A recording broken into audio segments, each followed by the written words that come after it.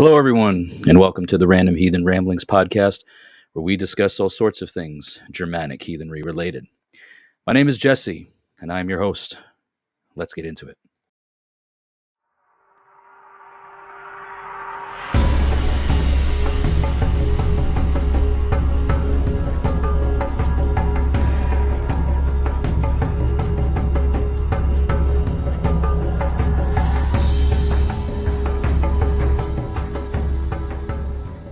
Fire on the Mountain, an annual men's spiritual retreat and leadership summit, is sponsored in part by the Norse Fox Creations. The Norse Fox Creations is a small business that prides themselves in crafting Viking era-inspired items. All materials are naturally sourced, handmade and crafted with the greatest detail in keeping in period but with a modern-day touch. They bring to their customers the heart and soul of the Viking era community, with each of their one-of-a-kind pieces. From horn, hide, bone and bag, they have items for the novice to the more seasoned garb enthusiast. Visit them on Facebook at the Norse Fox Creations, and email them for commission work at thenorsefoxcreations@gmail.com. Thank you to the Norse Fox Creations for helping sponsor Fire on the Mountain. Fire on the Mountain, an annual men's spiritual retreat and leadership summit, is sponsored in part by Fjalvatir Workshop, located in the Blue Ridge Mountains of Appalachia, USA. Fjalvatir, which means mountain spirit in Old Norse, prides themselves in crafting a wide array of ritual items, ranging from animal hide drums and rattles, to wood crafts, altar goods, home decor, and much more. Many of the items used for ceremony at Fire on the Mountain are the handiwork of this family-owned and operated business. Follow them on Facebook and visit their website at fjalvatir.com to learn more. Thank you to Fjalvatir Workshop for helping sponsor Fire on the Mountain. Fire on the Mountain, an annual men's spiritual retreat and leadership summit, is sponsored in part by Skogamore. From the foggy mountains of Appalachia comes forth this musical adventure from ex-black metal musician Zeb Kroom. Skogamore was first created in the fall of 2020 and is a mix of Appalachian and Nordic folk with dark ambient storytelling. Zeb has recently taken Skogamore out of the studio and onto the live stage, performing at different Nordic and Viking-themed festivals around the southeast region of the United States. In addition to creating and performing his music, Zeb is also a craftsman in homemade beard oils and animistic jewelry, incorporating natural wood and ethically sourced animal bones into beautiful and unique items to wear. Follow Skogamore on Facebook and Instagram to stay informed of new music and live performances. Thank you to Skogamore for helping sponsor Fire on the Mountain. All right, everybody. We are back here for our monthly live stream broadcast of the Random Heathen Ramblings podcast. Coming live at you on Facebook and YouTube. If you're watching, feel free to say hi in the comments down below. We've already had a couple of folks on the YouTube channel check in. So to Mor Ulf and Michael Thacker over here on the YouTube channel. Hail and welcome to the two of you. And thanks for coming into this monthly live stream. So as I did last month, this is going to be this week's episode of the Random Heathen Ramblings podcast. And so for all of you listeners, when you catch this later on in the week, when it comes out on Thursday, don't forget that if you want to get in on the action, I do these lives once a month, usually at a fixed date. So this one is the third Monday of the month, and I'll probably look to do it somewhere around that same time each month going forward, so that way you can kind of be prepared. Is it the third Monday? No, it's the third Thursday, second Monday. So anyway, somewhere around the second or third Monday of the week is when we'll probably end up doing these live streams and get some interaction with the folks out here in the various social media places. So this weekend coming up, is going to be our tribe's winter nights. I am very much looking forward to that. We got some new guests and friends coming over this weekend, October 19th, to celebrate the coming of the Norse or Germanic winter. Historically speaking, Winter Nights was seen as the beginning of the Germanic New Year. So, um, for us in the Germanic heathen beliefs, this is kind of our New Year's Day, New Year's celebration, because the way that the Germanic peoples reckoned time was not necessarily by days of the week, or birthdays of the year. They would calculate their life and their time living as how many winters they survived. So Winter Nights was important for that, and it was quite oftentimes meant to be a exclusive family gathering or family thing. Some others would, in some other regions, they were a bit more public and inclusive of other people. But yeah, we're very much looking forward to that. Hey there, David Klin, down there in Columbia, Tennessee, says, "Hey, good to see you again, and got to break ground on a future long haul and Norse Village. Very cool." So yeah, awesome, man. Congratulations on that, and looking forward to hearing more or seeing more progress when and as you're able to share that. So yeah, if you ever want to come on the show and talk about the progress of things going on down there in your neck of the woods, feel free to shoot me an email.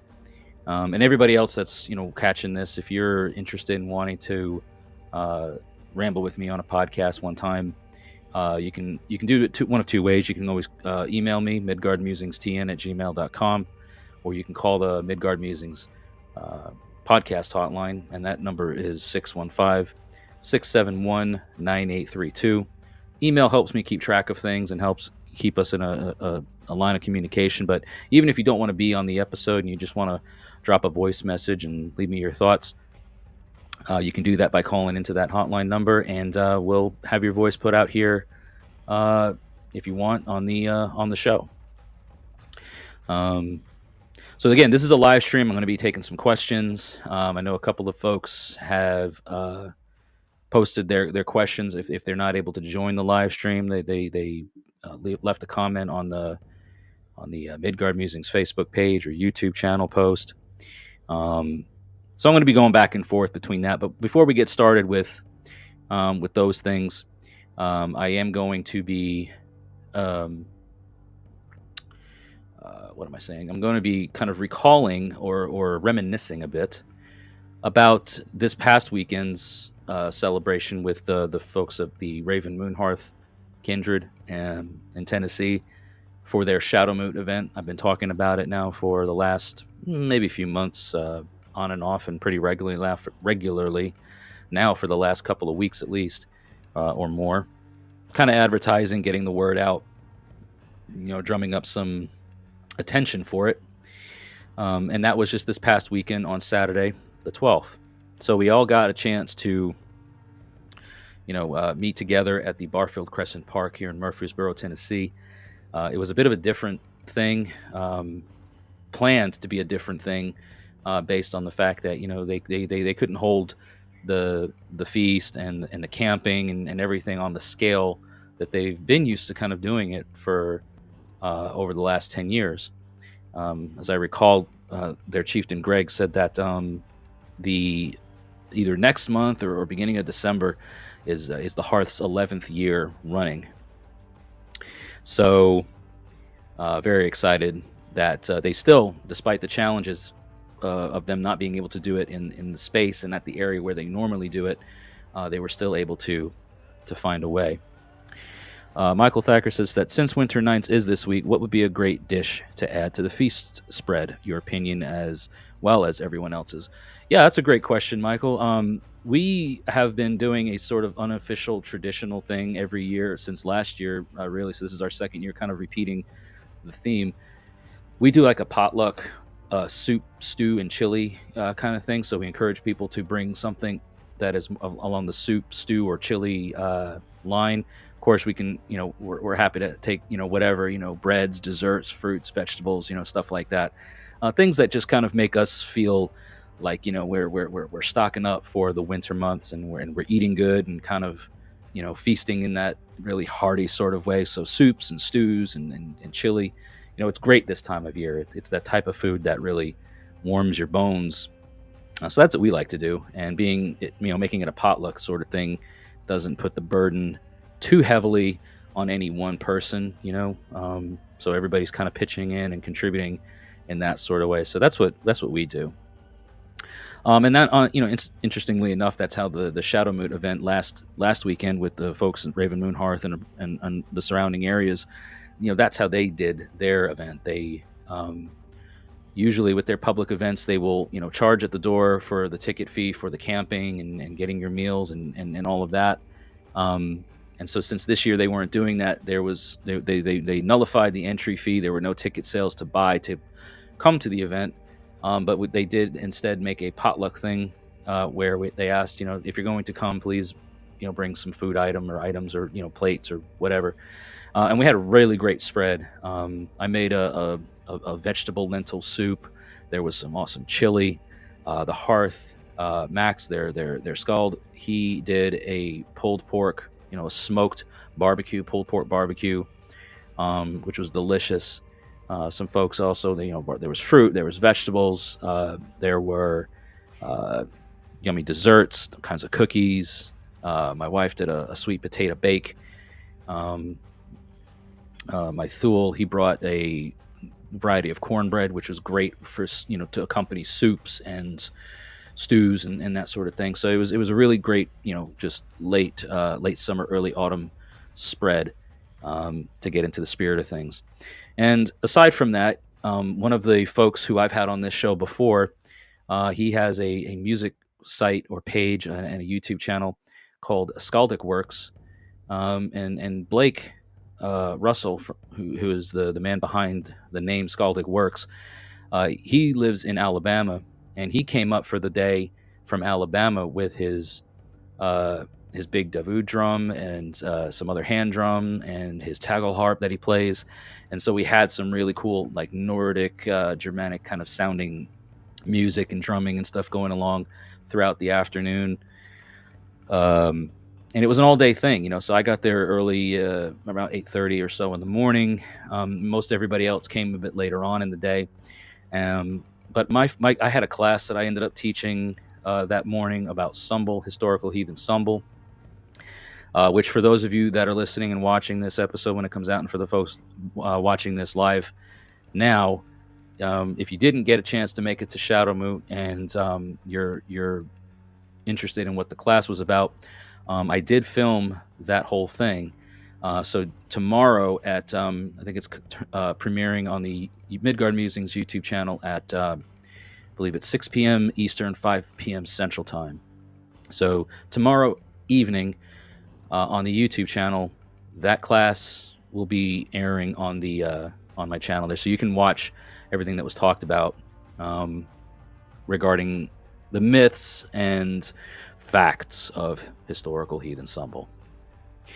And that was a great opportunity to talk about this rite or this ritual, this ceremony that is very important in heathenry, because as it turned out, there was a need for people to kind of know what that was very immediately, due to the fact that the evening's ceremony or ritual for Shadow Moot was a impromptu Sumbul. Couldn't have been assembled in the traditional sense because we were outdoors. Granted, we were under a pavilion with a roof, and Sumbul traditionally has to be done indoors with walls and all of that around you. But we did a sort of, impromptu Sumbul, or what sometimes gets called a Yevrashippa. There wasn't any alcohol or beer drinking going on, but it was a lot of the elements of traditional Sumbul were present.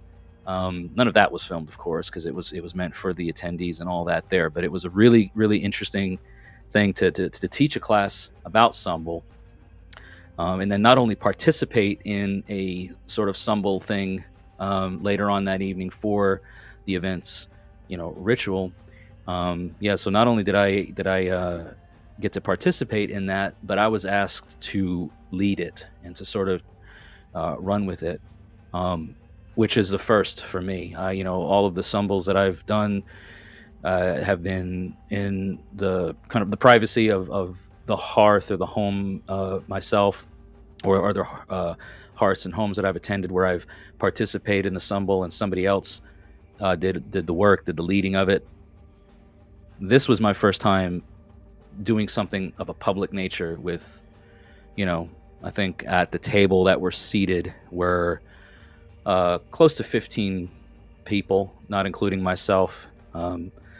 So it was a nice little crowd that got a chance to participate, and some of the folks that were there, had never gotten the chance to experience anything like that before. They've never, some of them hadn't even heard of Sumble before being a part of one. So getting a chance to educate the public and then show them by deed, what this whole thing means and what it's all about was a huge honor. So I mentioned it already, of course, at the event. But for any of the members of the Raven Moonhearth kindred who are watching this now, or listening to this or watching this later, I do want to say a very special thank you for entrusting me with this high honor and this responsibility to, be the symbol giver at one of your events. Like I said, it was a high honor for me to fulfill that need and to be there. And I think everybody from the feedback that we got, that day, it was enjoyable. It was, not too shabby for an impromptu sort of thing. Because again, I had no idea going into that up until sometime late Saturday morning, early Saturday afternoon, that this was happening. The plans for that, for the event's ritual had changed very suddenly due to unforeseen circumstances. And it was brought to me like right then, like, hey, would you be able to do this? And so it was like it was a challenge, in a way for me to really be there and show up, and be present for those attendees and for everybody. So a high honor to me. Thank you to the Hearth once again for allowing me that honor. So after Sumble, it was time for people to pretty much just, socialize and go about their business and clean up and then head home. I think, besides Greg and Max and Rebecca and maybe a couple of other stragglers like myself and my bonus kid Kevin, like we were some of the last people to leave. We helped pick up some of the last remaining things that needed to be either thrown away or organized and loaded up in vehicles. Oh, and Dawn was there, of course. So Greg and Dawn and Max and Rebecca, myself and Kevin, we were some of the last ones to leave. One of the first to get there and one of the last to leave, and that's appropriate, I think, for the hosts that are doing it. And I didn't have anything to do with the hosting of it. I was there to attend, like a lot of other people that came, and surprisingly had to be there for more than just more than just a class and more than just socializing. So it was great. Had a wonderful time. The weather was beautiful. The sun was a little bit warm, but we had shade under the canopy, and the air was cool, especially getting on into the evening. It was very nice, and so for a big shout out to the Hearth. Like, once again, they usually do these things in a very specific way with the camping and all of that stuff, and they weren't able to do that this year, but they still persevered and endeavored to do something. And it's better to do something than to do nothing. But so congrats to them, and good on all of them for doing such. All right, so now that I kind of updated all of you with that little update and story, I am going to go and look at one or two comments that I know came across for this live stream. And again, for anybody else that does want to comment, feel free to do so down below. But this question or this statement is a bit of a loaded. It's a paragraph, so I'm gonna kind of read it slowly, try to digest it a bit. I've read it once just because I saw it, um, and try to give some thought to the answers for this. So I really have no way of showing it on the screen because it's all on my social media. I'm not going to just blast this all on the screen here, but this message or this comment came from John. Um, I don't know, Deslate. I don't. I'm sorry, John, for mispronouncing the name. But he says that in the heathen mindset, where does extreme depression fit, and could work? I mean, in the basis of one thinking that they are absolute dirt and deserve to die in pain and suffering, and not going with the notion of everything will be better, but they can function in society, but are seriously so effed up that they can't have relationships.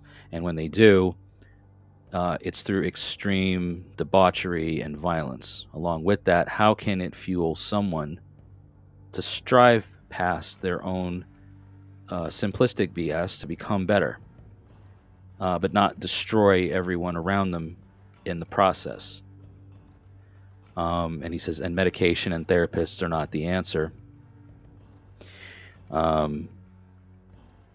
So heavy duty stuff, right? Heavy duty, heartfelt things that John is talking about here. We're talking about, I guess what he's trying to convey is, from a heathen mindset, folks that are heathen, dealing with extreme depression, who, I guess, manage their depression through like these self-deprecation or self-deprecating acts or thoughts. They're dirt. They're not deserving. They're not worthy. They should just continue to live and then die in pain and suffering. Don't even worry about trying to have a relationship, but if you do, then just live it up and be disruptive and destructive and all of these things.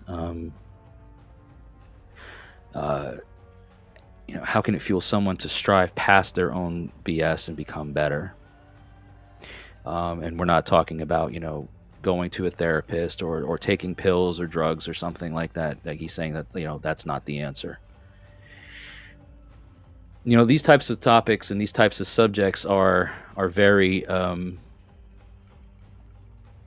they're very sensitive. And, as somebody who's been given a chance to get involved with not just my local community, but also with others in other parts of the world and other parts of the country, and meet together in person to talk about things like this and to have an awareness and a sense of it.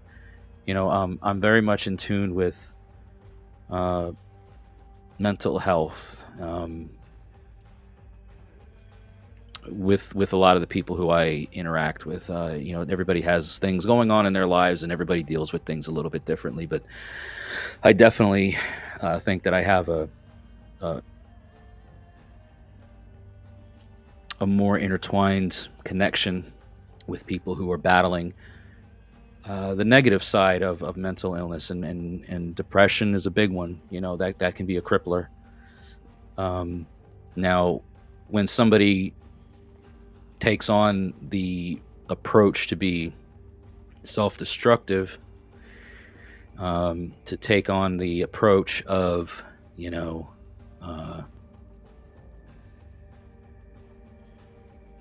any relationships that one has with somebody is not in a wholesome sort of way. It's let's live it up, let's party, let's get trash, let's get messed up, let's fight, let's all of these things. I mean, if we look at it just from a human being perspective, not even a heathen mindset, it's very anti-peace. It's very anti-order, very anti what a good life would be, right? Objectively speaking, holistically speaking, what a good life should be. Free of violence, free of debauchery and excess of anything, excessive eating, excessive sex, excessive food, excessive drink. Um, Everything in, things need to have a balance. Things need to have moderation for it to be a good life. Um, this is very nihilistic. It seems, this is a view that is, you know, woe is me, woe is everything. Everything sucks. It's nihilistic. It's misanthropic. Everybody sucks. Everything sucks. Um, and I don't know. I guess from a heathen mindset, like it doesn't bode well to maintain that idea when that's anti-order. That's anti what the gods represent in our belief. With the gods as the holy powers that they are, there is order. There is structure. There is this I guess sense of peace, right? They don't want the constant strife, the constant struggle, even though there is that's always happening in nature. I mean, Nidhogg is always gnawing at the roots. There is those agents of entropy. Fenrir will eventually be released and break free from his chains and bring the Ragnarok on the gods and mankind. And so it's inevitable. It's there, but there's always a balance. There's always something that brings it back to a state of peace. And I don't know, man. Like, this is a tough one for me because I choose not to. I can't. I don't know. I can't. No matter how bad things get for me, I always, and I'm just gonna say personally for me, no matter how bad things have gotten for me over the years, I was brought up in a way, and that's probably a large part of the reason why I have the perspective that I have is how I was raised or how I was brought up. Like I always have had and maintained, no matter how bad it's gotten, I've always maintained that I need to learn what I can from this, and I'm not just going to get enveloped and sucked in to this defeatist mentality, or it's all bad and it's all, you know, uh, pain, it's all suffering. Because as they say, not going with the notion of everything will be better, but they can function in society. So why isn't it going to be better? That's a choice. You're choosing violence. You're choosing destruction. You're choosing the chaos.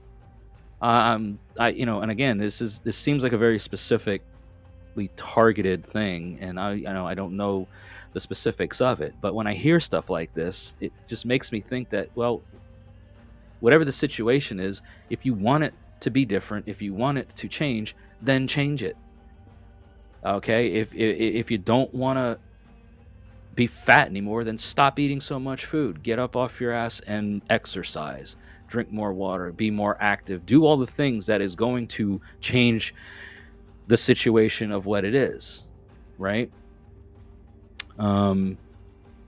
That is understanding that things are the way they are because of the choices that we've made. And sure, there are certainly times or circumstances that are contributors to the thing where we are, a victim, I guess you could say, or a victim of the circumstance. But I think the majority of times, and I mean that sincerely, I think the majority of times, the victim is not truly a victim of anything other than their own decisions, their own deeds, their own actions. Yes, absolutely, there are times and there are situations wherein an innocent victim is harmed and bad things happen to decent and good folk.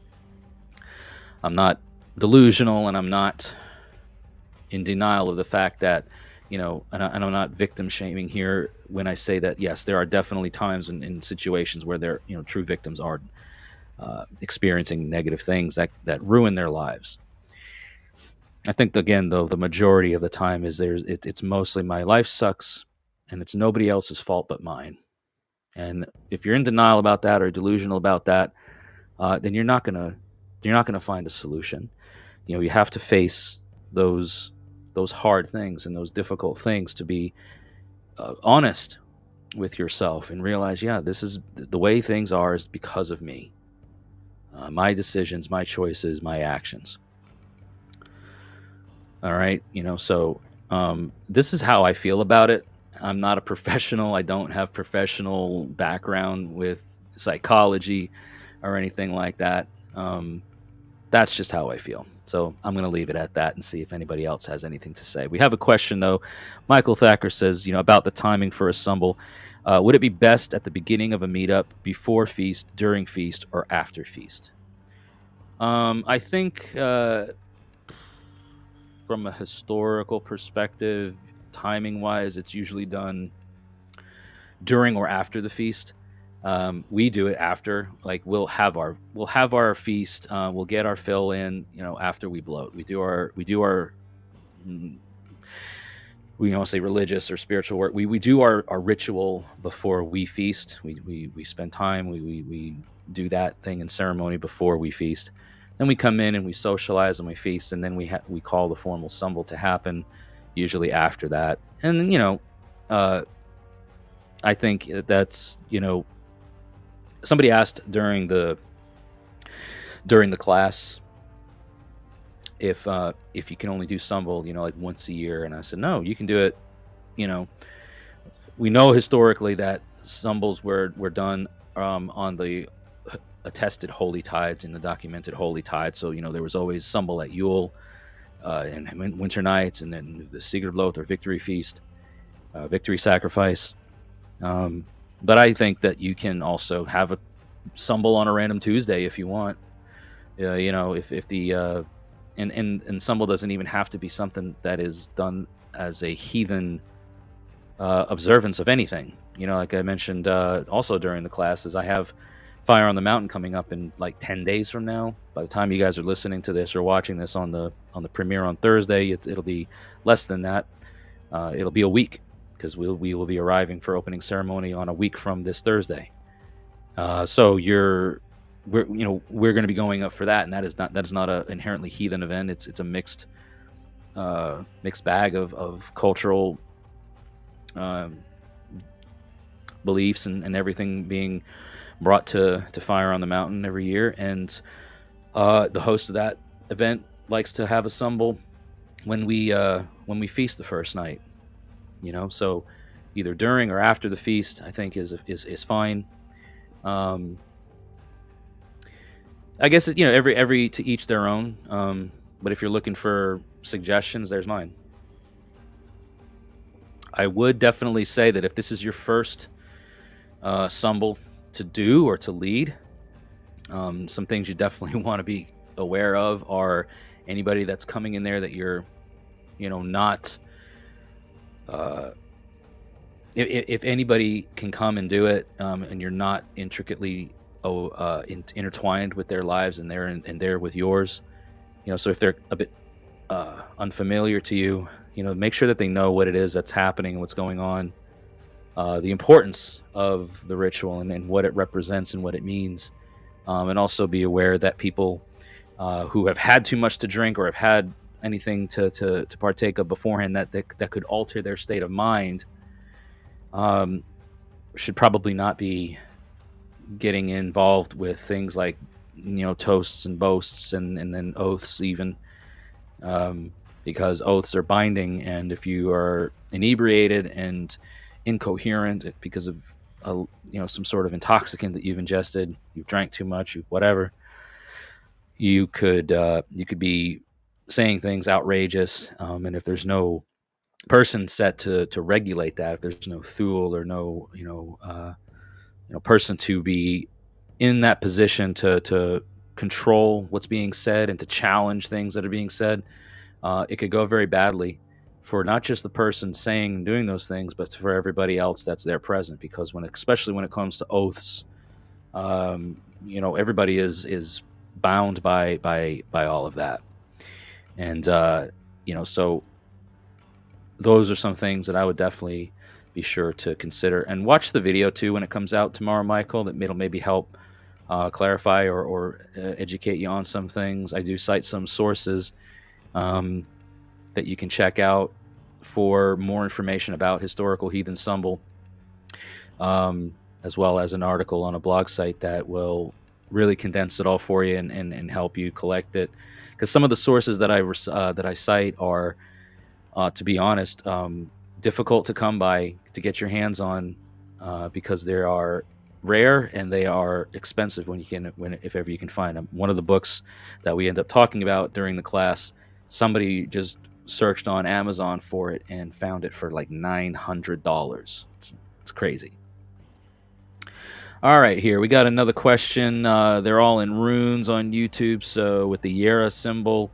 Hell, Jesse, just wanted to say thank you for what you do, and others have made my path much easier to walk. Whoops. Know that your efforts make a great impact for us. May we all have a safe winter. Well, thank you very much there. The writings are disappearing on the screen, and it's a little bit small for me. I know it starts with an S. What we got here? Yeah, I know it's younger Futhark, so but you're there on YouTube, and I appreciate that very kind sentiment, and thank you for sharing that with all of us. I appreciate you watching and tuning in, and yeah, I one of the things that I said, one of the things that I said during the Sumble, I can say we'll just call it Sumble. Yevership is a probably more accurate term to use, but we'll just call the thing that happened at Shadowmoon. We'll just call it the impromptu Sumble, for the sake of for time and arguments. One of the things that I felt that was important to say during all of that was, some people feel like they are at a point in their life, and this was one of the things that was said during the Sumble by somebody else, which inspired me to say what I'm about to say, is we're not supposed to be here. We weren't meant to get this far, or I think one of the things that one person said was, I ain't supposed to be here. And I get the sentiment. I understand that, especially if you've lived a particularly violent or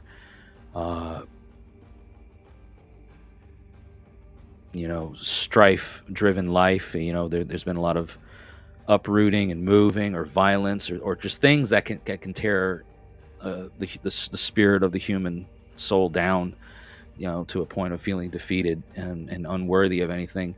That they can feel like, well, then what am I even here for? I'm not meant to be here. I shouldn't be here. But yet here you are, right? And here we are. And one of the things that I recalled about myself was that I was born dead almost 40 years ago. I'll be 40 next month, and I was back then. I don't know what if this was just like a universal thing, but back then, whatever the due date of the child was, if you weren't born naturally and there weren't any complications seen up until that point, if you weren't born naturally on your due date, then the doctors are just like, just give it a day or two, and they got to come out eventually. So, like, my due date was November the 7th. I wasn't born naturally. I wasn't naturally born. There was no cesarean done, no surgery, until the 11th. So 4 days later, I came out, and I was a breached birth. Instead of being born head first, I came out walking. I wanted to walk out. Only the problem is that because I came out feet first, the umbilical cord had wrapped itself around my neck, and I had suffocated myself. And because I was being born trying to breathe and not coming out head first, I was taking in all of the birth fluids, and just I came out, as I've been told, as blue as a new pair of jeans, and I was clinically dead. Now, who shouldn't be here? I mean, by the grace of the gods and the strength of my ancestors, and the skill, the might, the main of the medical personnel there, the doctors, the nurses, whoever, I am here.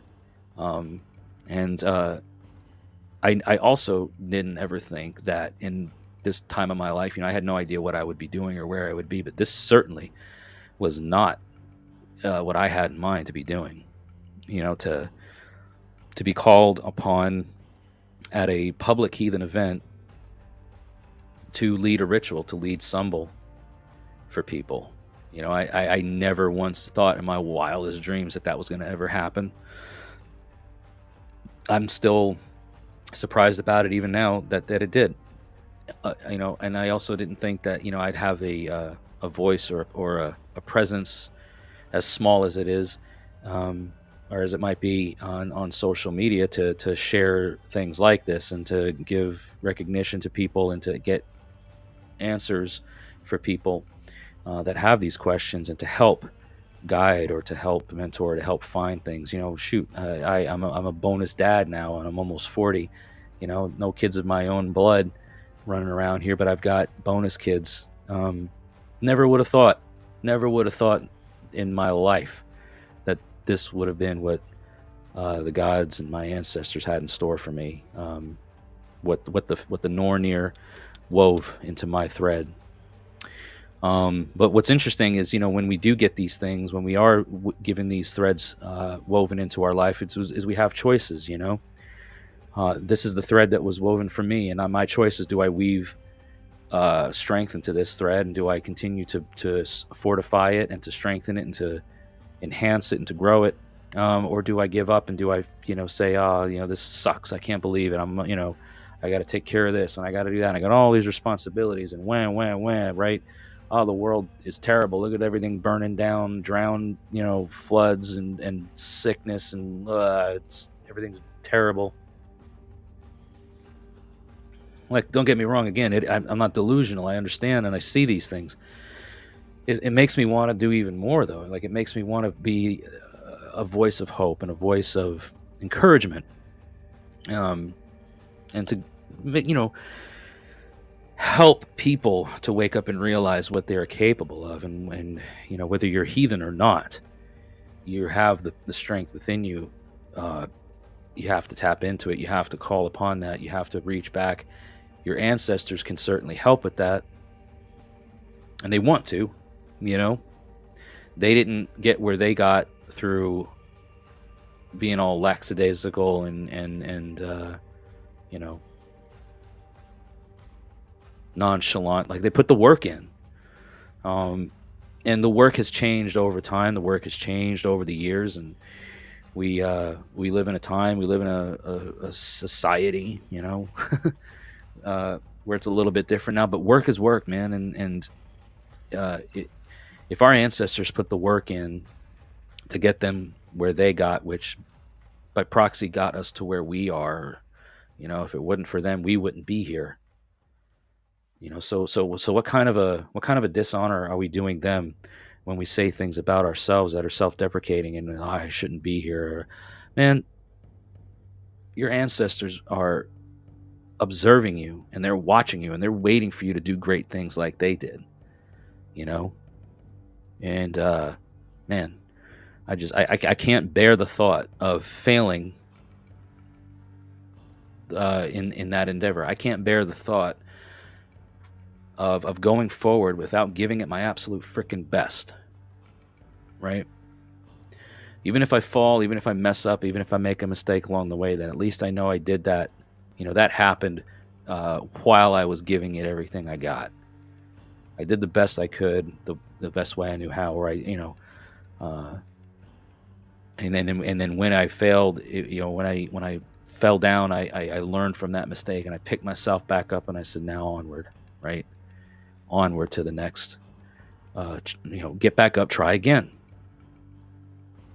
And I think that kind of ties into, you know, some of what John had said, you know, where you know, what's a heathen mindset about it.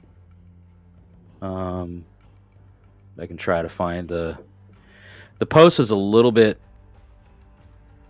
I think I got the gist of what he was saying,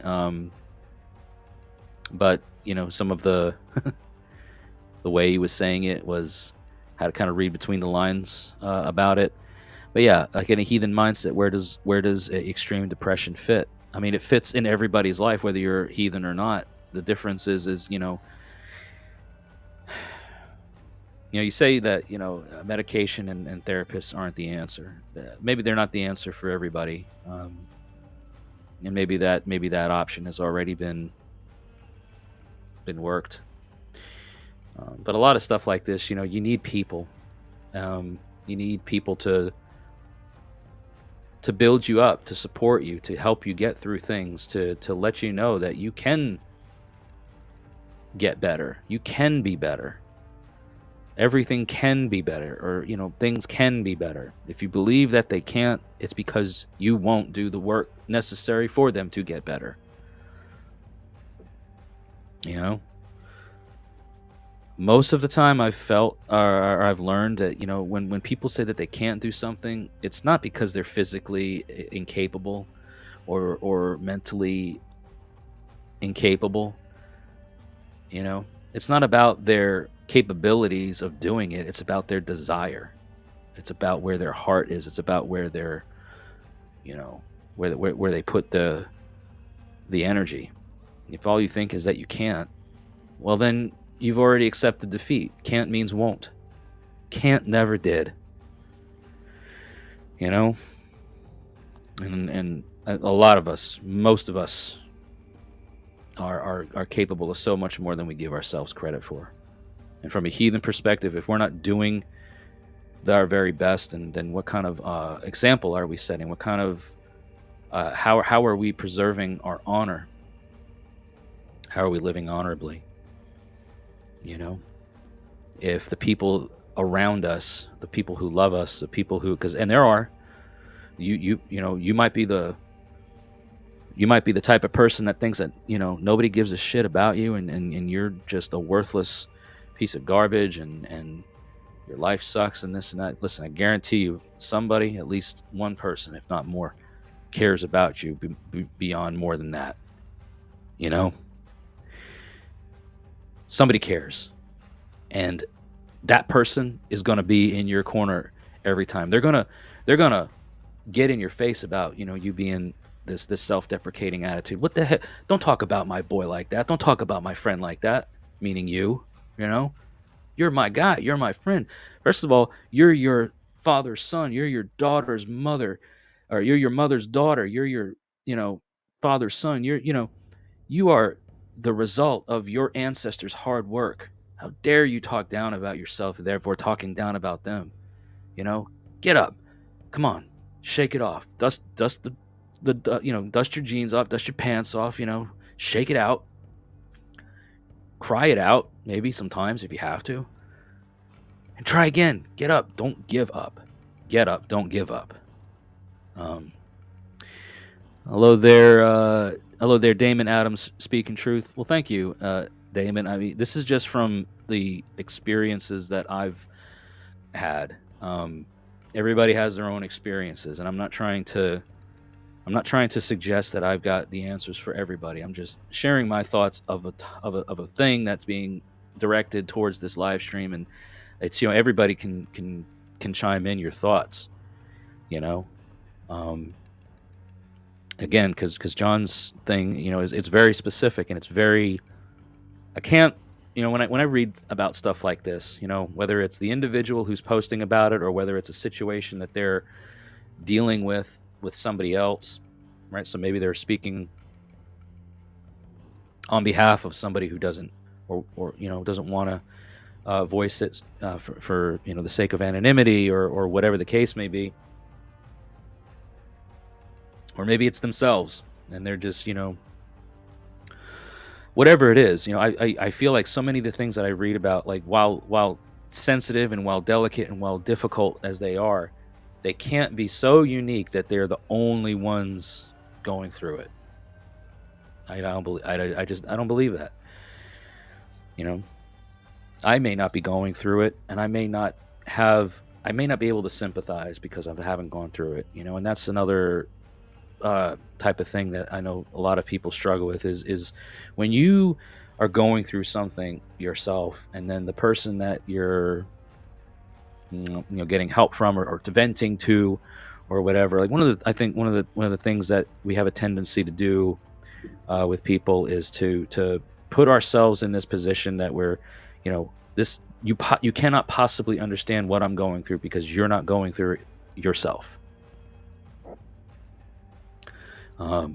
You wouldn't understand depression because you're not depressed. You wouldn't understand anxiety because you don't have it. You wouldn't understand PTSD because you don't have anything that has put you through those things. And to an extent, I understand where that sentiment is coming from. I couldn't possibly understand what it's like to give birth to a child because I don't have the plumbing, the gears, the biological makeup to do so. So I have no freaking idea what a woman goes through when she gives birth. On the same token, I have not been diagnosed with depression. Do I get depressed from time to time? Hell yeah. I mean, just live a life for the amount of years that I have and longer. For those of you who are older, I mean, I am old to those who are younger than me, and I am young to those who are older than me. But I'm still almost 40, and I have that many years of experience to say that, yes, there are definitely times where I just wake up or in the middle of a random day, I just go, shit, this sucks. I hate it. And it's more than just that. Like, it gets to a point where I feel like I can't go on. But I know what medicine to take to heal. And I know how to manage it because of the medicine, because of the work that I've done to lessen the blow, to get it to where when those things happen, it's, I'm not crippled from it. I'm knocked down a little bit. I'm thrown off my rocker for a few minutes or however long, and then I'm getting back around to it, and I'm going, all right, let's go. Let's get through this. I'm learning what I can from it and moving on. Damon Adams says that having a victim mindset poisons everything around you. If you say you can't, you convince yourself that you're incapable. Man, I can't agree more. Again, as I said before, there's definitely situations and there's definitely people where the victim is innocent and bad things happen to good people. It is that way, sadly so. But again, I think for the most part and by and large, people that think that they're the victim is they're the victim of themselves. They're just not willing. They won't put the effort in. And our minds are such a powerful thing, and it's easy for us to convince ourselves that we're not worthy. It's easy for us to convince ourselves that we're less than capable. It's easy for us to remain in that defeatist attitude, that self-deprecating mindset. It's easy to stay there. It's difficult to do the work necessary to battle those invasive thoughts, to battle those dark entropic feelings and forces of nature that seek to wear down. Even in the mythology, the Norse mythology, like you think about Nidhogg, the dragon which gnaws at the roots of Yggdrasil. That's entropy. The tree is life. The tree is feeding and bringing nutrients and life to all the 9 realms. And here you have this dragon that is constantly gnawing at its roots to kill it. And there's water being fed to it from the well, and there's all these things that are happening to keep it alive and to keep it going. And there's that constant entropic force. That is nature. We're a part of nature. We're going to feel those things. But just because we're feeling it doesn't mean that it's the end, and it doesn't mean that we can just lay down and give up. What does it take to feed your tree? I guess would be one way to look at it. What is it? What feeds your tree? What feeds you and keeps you vibrant and growing and feeling alive? There has to be those things in your life.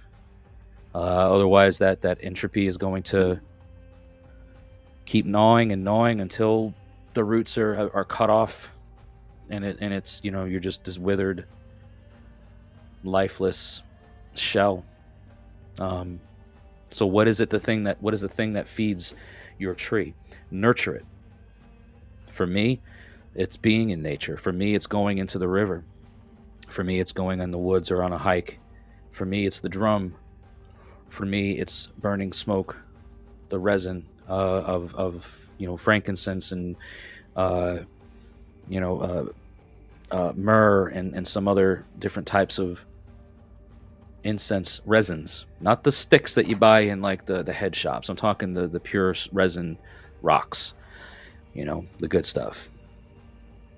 That's some of my medicine, and that's the way that I heal myself, maintain and nurture and water my tree. How do you water your tree? If you're not watering your tree's going to die. And then the only thing left is for those entropic forces of nature to just consume it, and then you're left with nothing. So it can get to that point. It can definitely get to the point of nothing is left. So where do you go from there? You got to start from scratch. You got to dung that. When I say dung, I mean really get down to the root of things. Replant, regroup. So, but yeah, I do hope that you all enjoyed this episode, and thank you, John, for sharing your thoughts. I guess we'll go ahead and just wrap this live stream up here tonight. Not a whole lot of other comments coming in, and I've pretty much said all my piece. We've been going live now for just about an hour. I'm going to give you guys a couple of words from a couple of remaining sponsors of the Fire on the Mountain Men's Spiritual Retreat and Leadership Summit. And then after those sponsors, I will come back, read any remaining comments that came up on the screen, and bid you all a fond farewell. So we'll be right back after a word from our sponsors from this year's Fire on the Mountain. We'll be back shortly. Fire on the Mountain, an annual men's spiritual retreat and leadership summit, is sponsored in part by Ravenwood Meadery. Located at the historic Low Mill Arts and Entertainment Building in Huntsville, Alabama, Ravenwood is North Alabama's first and only meadery that is 100% woman-owned and operated. They specialize in small hand-crafted batches of authentic mead, a delicious alcoholic beverage made from honey which has been around for millennia. Follow them on Facebook to stay informed of their business hours and events, and visit their website at ravenwoodmeadery.com. Thank you to Ravenwood Meadery for helping sponsor Fire on the Mountain.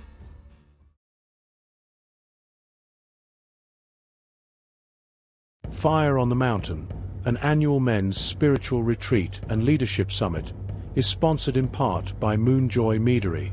Owned and operated by Daniel and Rebecca Phillips and Rebecca's mother, Margaret Moose, this small batch meadery has been a dream in the making for almost a decade.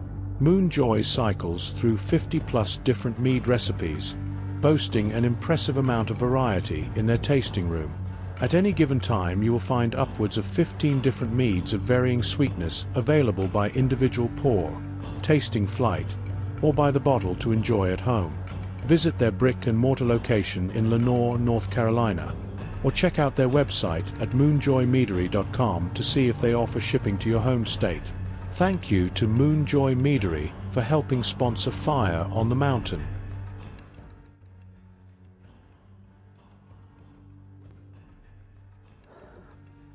All right, folks. Who else do we got here commenting? I saw a comment come by on the YouTube channel. D. Sealman, she says, I think that the perfect way to express it, I've missed your show the last few times, but I'm sure glad I caught this one. A refreshing new way to look, sorry about that, at challenges in life. Well, thank you, D. I don't know if you caught earlier or if you know, but these monthly live streams are going to be that week's episode of the Random Heathen Ramblings podcast. So if you don't catch this show from the beginning, it'll be up for you to watch later, of course, here, but it'll also be added to the audio platforms on Spotify and everywhere else, as well as Patreon. So you can always rewatch it. But these are going to become monthly things. I did one last month. It was met well. Reception was well. And this is for the month of October. So the next one will probably be like the second or third Monday of November. I'm going to do them on Monday nights because that's when I record episodes for shows. I'm glad that you were able to catch this one, and I'm glad that